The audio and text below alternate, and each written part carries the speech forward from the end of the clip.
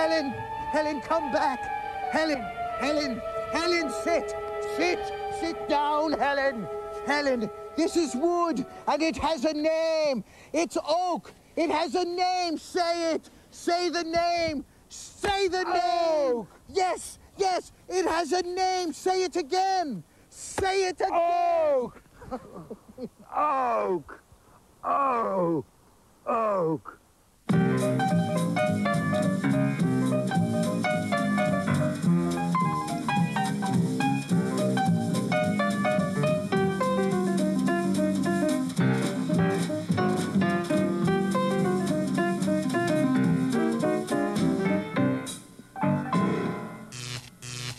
I quit school when I was 13, yes, and today I are a millionaire. As Frank Zappa said, you get absolutely nothing with your college education. Moment of silence. Thank you. All my heroes are dead. My name is Ed Feldman. And I'm Joe Larario. Except for R. Crumb, he's just nuts. He moved to France, so he just may well be dead. And this is called the Flaky Foont Hour. Look what we got here. It's furniture to go, actually. Mr. Natural dropped all this off. Oh, gosh. What are we going to do with this now? We have to put it together. It's another unfinished furniture kit show. Well, I ain't doing any of this. I'll see you. And now it is my show. Come back, Foont. And we're going to put this stuff together, and then what are we going to do? We're going to distress it to make it look like antiques. You are such an angel food. Angel, that's Angel McFood to you, my friend. So we're going to get together. We're going to do something with this now? We're going to, first we got to put it together. It comes with everything. The Tony Dowels. Here, take two of these and call me in the morning. I bought this. If anybody steals this, I'm killing the stage manager. Do you adjust the torque on that? Torque? What about the Peter torque? Is it? That's over there next to the Nesmith bit. Now, so when you come back, somebody else will have done all our work, and we'll just be making up more junk off the top of our ridiculous brains. This goes here, this goes here. You know, when you're doing an assembly job like this, it's good to take all the hardware, separate it, and then put it in separate containers and letter them. Like these we have just here. Like here. Sometimes we don't go by letters. We put them in three categories. Sure. Oh, boy, gee whiz. And wow. Wow. Okay.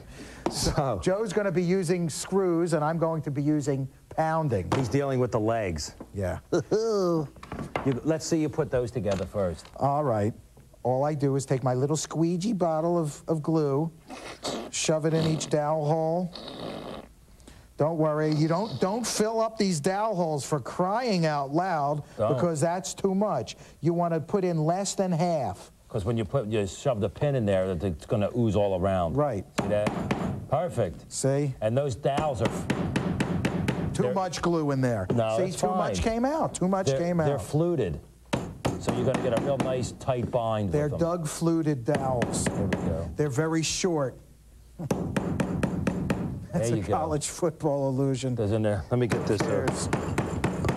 And of course, now I'm going to be putting the panel that goes in between here. And ordinarily, you know, you might want to wipe off some of this, but you really don't have to, because that's right. You need that glue. It's going to ooze out. Ain't you going to put any glue on in the hole? You know what? You got to do that. I think I will.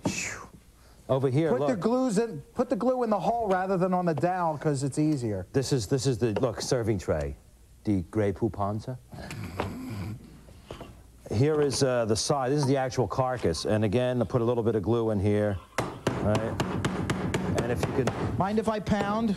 If you see under here, these holes, they've been countersunk and they're on an angle, and they're going to fit right into here. See that? See that there?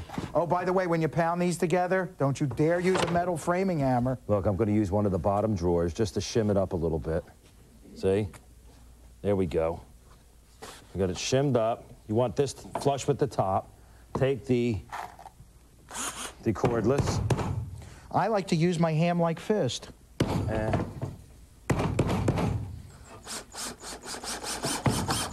Perfect, perfect. Now we take the other one. That's because it was pre-drilled, Ralph. Well, they're all pre-drilled. That's the wonderfulness of these kits. Thanks to Yield House once again for giving us free things. Everything is just ready for you. All you need is a screwdriver, electric drill. They give you the glue. They give you everything. Look at that. See, after you pound it... Wait a minute, that can't be right. After you pound it in, then wipe away the glue. Here's and we another just one. let this sit over here to, as we say, set up. Look, here's the other side. Put the other side, and this will go on. See? Can you see it coming together already? And then this comes on like this. And then we have these stop blocks right there. Well, these are the spacers that go over there and go over there. Here, have some screws. And I didn't want to do a drawer because you've seen me put a drawer together already. Mm-hmm. And I'm tired of putting my drawers together.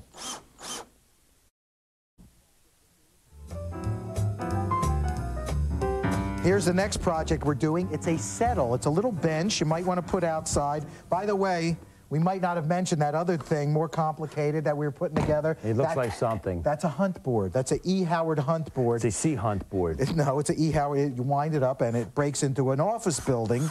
But Joe is going to be showing us a lot of things you can do. Well, look, these are the pieces on sides of the piece. And nicely shaped, but you can make things Now, he's Robin Williams with a piece of wood. Let's go. Look at this. Easter. It's a big tulip on the piano. Let's see, what else we got here? Oh, I love this one. This is great. Wait a minute. That was a quarter pound, right? No ends. Okay. No ends of the bologna because it's puckered together like Kurt Vonnegut draws in Breakfast with Champions. Oh, here's one. Here's another one, look. This pie going to be done? Not in 10 minutes or so. I don't want no bubbles in it. Okay.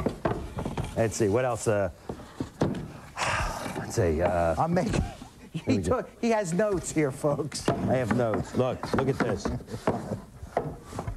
Oh, please, just wet me a little bit. Can you just put a big A on your chest? I know I'm happy when that happens, and then your big A on my chest. Captain Peter Peach Fuzz. Oh, thank you. Let's go over there, Rocky. Oh, hey, look.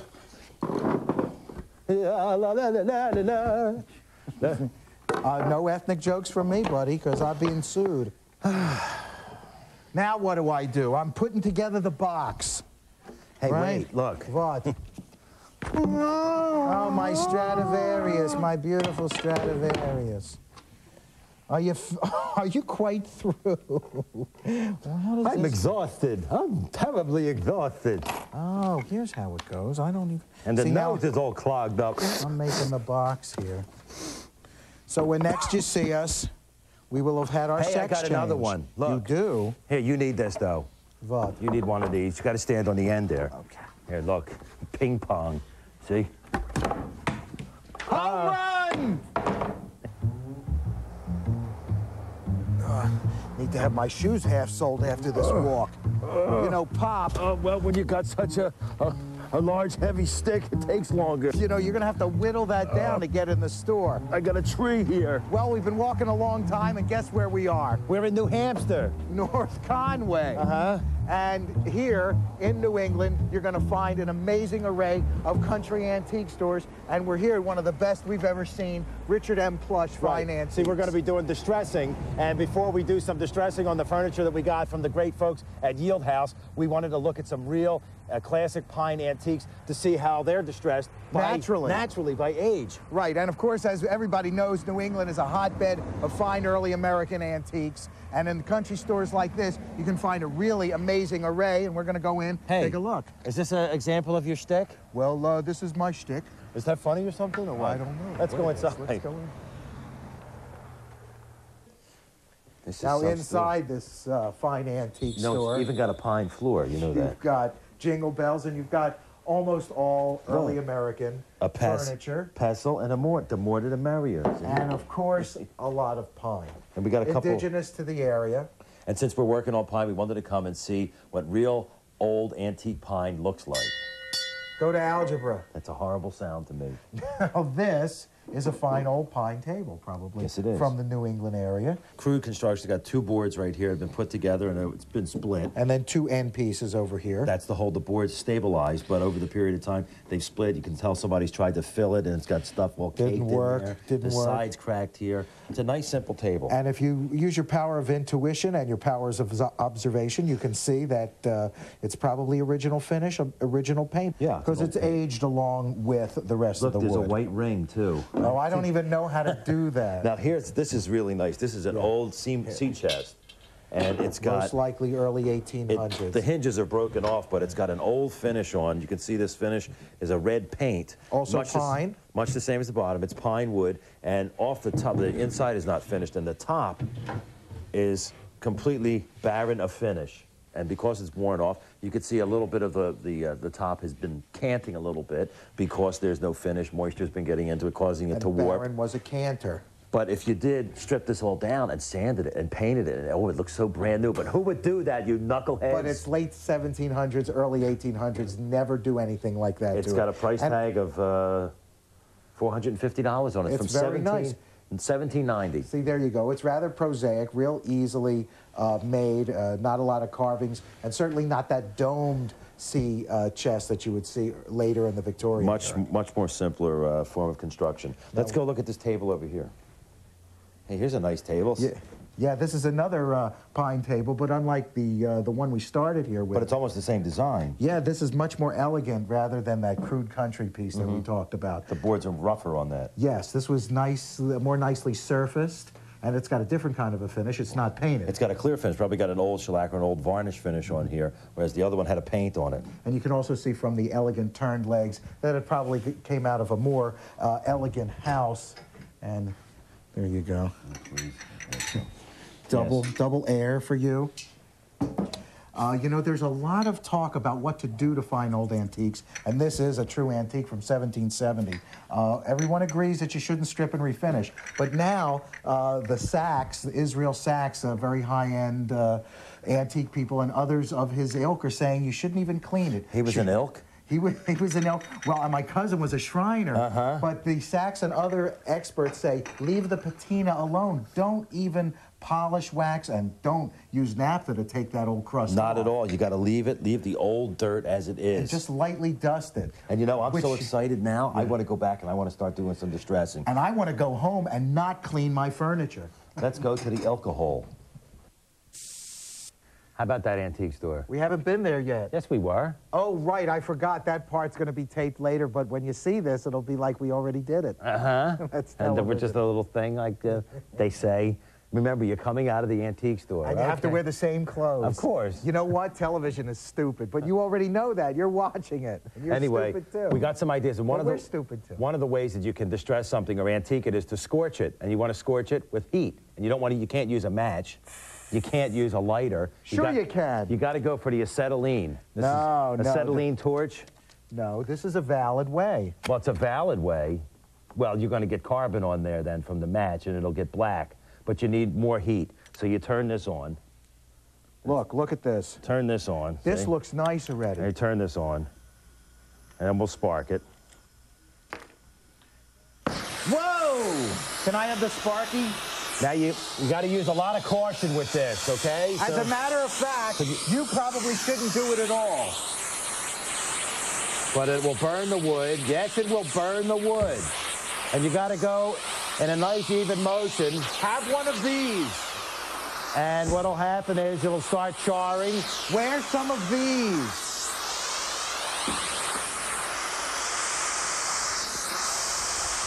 Don't wear this.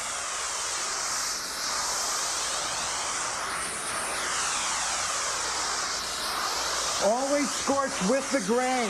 Yeah, and don't try and write your name on here. Did you ever have a wood-burning set when you were a kid? Oh, yeah. I always thought that was probably the stupidest thing ever. Now, here's a little propane tank, and you can use this, too. Always have a bucket of water, a fire extinguisher, a blanket, and a hook and ladder nearby when you do this. You know now what would have been great? This. We had a couple firemen behind us with hoses.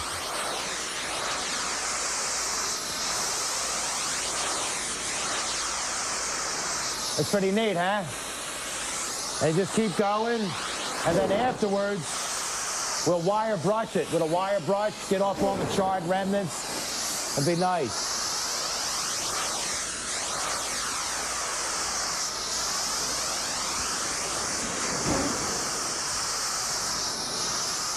Don't do this to a piece that's already been finished. Ed, could you move to your right a little? I don't want to get you.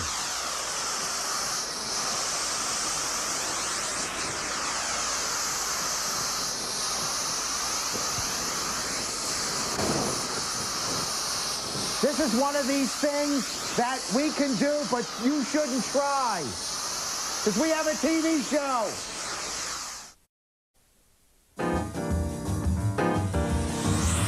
Welcome back to Distressing. Ooh, you brute, you. I am a brute.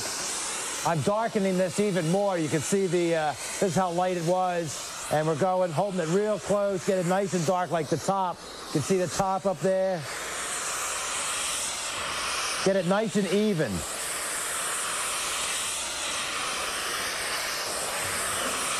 And then you can scrub it. Right. Because after you do the darkening, now you want to do some lightening. And here's how you're doing the lightening. Take the wire brush. Wire brush. Because it works. And just scrub all that charred surface However, off. before you do a wire brush, you need to don this. Don that. Don Martin. Don Vitello. There you go. Looks nice. Don't cut in too much now. I know. And then you get one of these. Look, Hey, that it's looks evening it nice. up. It's very nice. It's just like a stain. Oh, the deep masculine tines of the wire brush dug deep into the soft yielding pine. This from this month's J. Peterman catalog. I'd like to thank the Academy. Can we retire that already? Never. Well, you know, there's so many ways you can distress something. Yeah. And here's some implements. We got lots of stuff here. This you might remember from another show. The scepter of God, some dirt. Dirt. And you see this? That's a bastard file. It's a big bastard file. They call this a bastard file. And we can say it as many times as we want. Because it's good for doing that. Oh, that's too much of a bastard file. No, it's not. I'm going to have a little smaller file. And the idea of distressing is you want to make it look worn. And what better way than to use the bastard file? But you might want to use a smaller file, too, to wear down the edges. And, you know, wear is random, so you be random, too.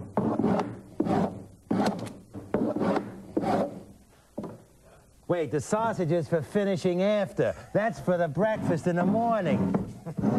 Stimpy, you just keep on distressing. Now, ordinarily, this would get a lot of wear because people would be sitting on it. So you'd have a lot of cheek grease there. Let's see this here. Get those chains. Let's see those chains.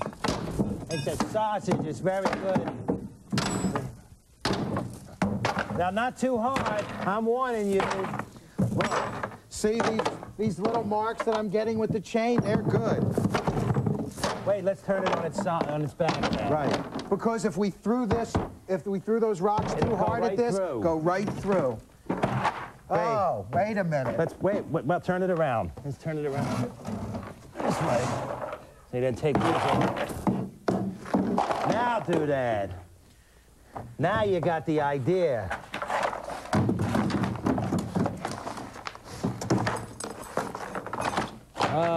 Home on the range.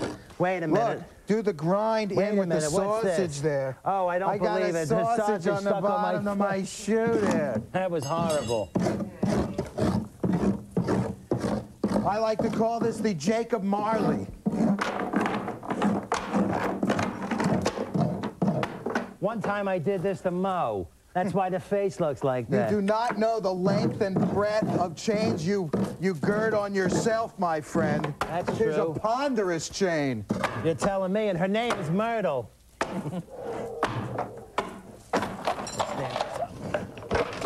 Empty it all out. Wait a minute, because we didn't get any dirt on the seat. That's a masterpiece. You're not painting a masterpiece here. Well, in this case, we are.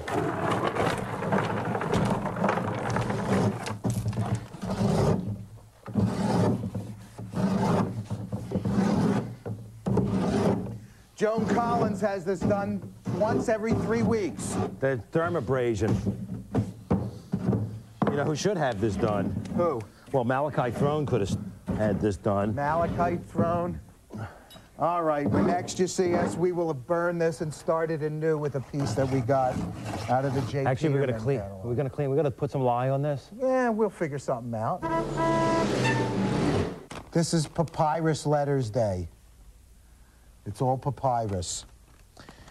Dear guys, from Amanda Maluski. of Eldersburg, Maryland. My husband and I own an antique bedroom suite from the Art Deco era. You know, Art Deco was the most famous of all the designers. He was a brilliant man. His real name was Arthur. In a few spots, the veneer is coming off. I plan to sand under these spots and reglue them with wood glue. Is this the best method or the best method? That's one of them. In addition, something has happened / is happening to the finish. Well, if you don't know your tenses, darling, because whenever I dust the furniture with furniture polish, the wood feels tacky and brown stuff. Not only dust comes off on the rag. I know I can't refinish the pieces per se, but can I use a facelift product marked for use on veneer? What do you recommend? I recommend to stay in an insane asylum. Can you read that back to me? I can't diagram one of them sentences. Forget and I it. was an English major. Let me read this, from Bruce Templeton. Oh, man, I felt like, you know Conrad Veidt and the Cabinet of Dr. Council Namia? Cesar. Cesare. You two guys, thanks very much for entertaining, informative show. Share about the origins of horsehair. Horsehair. And congratulations to Ted Geraghty for being the best thing since Vince Guaraldi. Well, I like Ted Geraghty a little better than Vince Guaraldi. The Snoopy theme was my favorite. Ted's got our theme, and look for Ted in some of these new shows. Okay.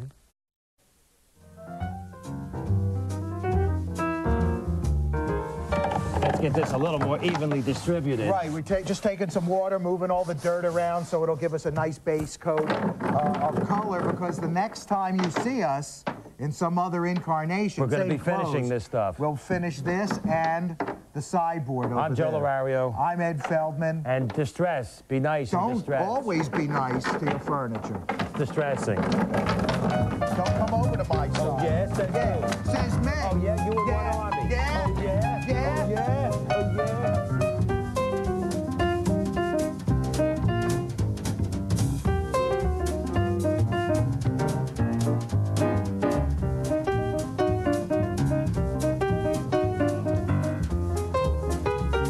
Coming up next on TLC, just stay nailed to that chair because Joe and Ed are back with good cheer and bad jokes on a second episode of Furniture to Go, showing you how to bring out the best in antique pieces.